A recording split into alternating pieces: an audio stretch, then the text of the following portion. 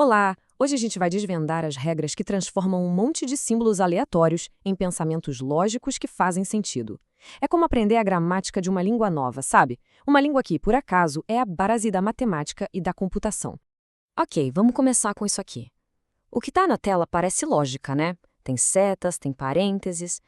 Mas será que isso faz algum sentido? É quase como uma frase com as palavras todas fora de ordem. A gente simplesmente não consegue tirar nenhum significado daí, porque alguma coisa na estrutura está fundamentalmente errada. E o ponto é exatamente esse. Do mesmo jeito que o português tem regras que evitam que a gente fale rua ou correr o cachorro na, a lógica também tem as suas. São essas regras que garantem que as expressões tenham significado, que sejam frases lógicas que a gente possa de fato analisar. Essa necessidade de ter uma estrutura nos leva direto para o conceito central de hoje. Essas regras de gramática criam o que os especialistas chamam de fórmulas bem formadas, ou, para facilitar, FBF. Elas são literalmente a espinha dorsal de qualquer argumento lógico que se preze. Então, o que é, na prática, uma fórmula bem formada? Pensa assim, é uma sequência de símbolos que segue um manual de instruções à risca. E o detalhe importante aqui é que, nesse momento, a gente não está perguntando se a fórmula é verdadeira ou falsa. A gente só está checando se ela foi construída do jeito certo, se a gramática dela está correta. Para a gente entender como construir essas frases lógicas, primeiro a gente precisa conhecer as letras e as palavras que podemos usar.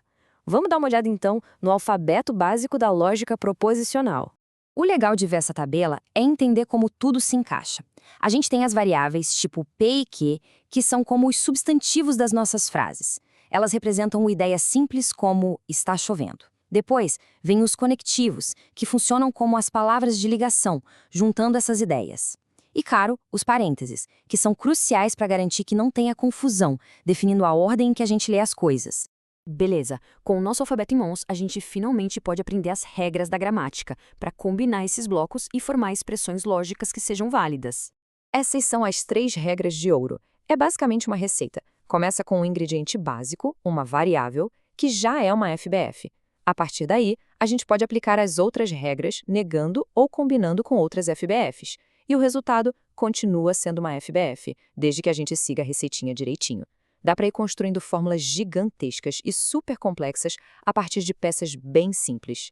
E aqui fica tudo mais claro, né? À esquerda, uma fórmula perfeita construída seguindo as regras. À direita, aquela bagunça do começo. Agora a gente consegue apontar exatamente os erros.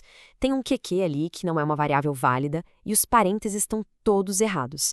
Simplesmente não segue a gramática que a gente acabou de aprender. A lógica proposicional é ótima para falar de ideias simples. Mas, e se a gente quiser falar sobre objetos, sobre as propriedades deles? Para isso, a gente precisa subir de nível e expandir nosso sistema para o que é chamado de lógica de primeira ordem. Ela tem um alfabeto e uma gramática ainda mais poderosas. A lógica de primeira ordem nos dá, tipo, superpoderes de expressão. Os termos nos deixam dar nome às coisas ou usar variáveis como x. As fórmulas atômicas nos permitem fazer afirmações sobre essas coisas. E os mais poderosos de todos, os quantificadores, nos deixam fazer afirmações gerais.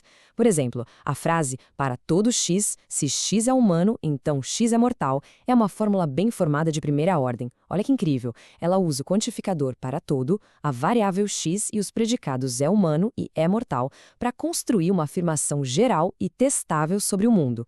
Isso vai muito, muito além do que a lógica proposicional consegue fazer. Tá, tudo isso pode parecer super abstrato, coisa de filósofo, né? Mas essa disciplina toda, esse rigor das fórmulas bem formadas, tem consequências gigantescas e bem concretas. Por que, afinal, tanto esforço para garantir que a lógica tenha uma gramática correta? Então, o ponto crucial é este. Quando uma FBF está completinha, sem nenhuma variável solta ou ambígua, ela se torna uma sentença. E uma sentença é algo muito poderoso. É uma afirmação fechada sobre o mundo que pode, em tese, ser testada e declarada como verdadeira ou falsa. É aqui que a sintaxe, a estrutura, finalmente se encontra com a semântica, com o significado. Pensa um pouco nisso. Todo e qualquer programa de computador, do navegador de internet que está aberto aí agora, até os modelos de inteligência artificial mais complexos, é construído sobre uma base de lógica formal. Cada comando, cada instrução precisa ser uma fórmula bem formada, sem nenhuma ambiguidade, para a máquina executar sem erro. Não existe quase certo. A precisão tem que ser 100%. E agora, para a gente ir fechando, uma curiosidade bem legal. Esse termo que parece tão acadêmico, tão restrito, fórmula bem formada, de alguma forma, ele conseguiu furar essa bolha e dar as caras na cultura popular. Pois é, o nome do jogo é WFF and Proof, que é um trocadilho com uma expressão em inglês. Ele foi desenvolvido na Faculdade de Direito de Yale com o objetivo de ensinar os princípios da lógica simbólica para crianças.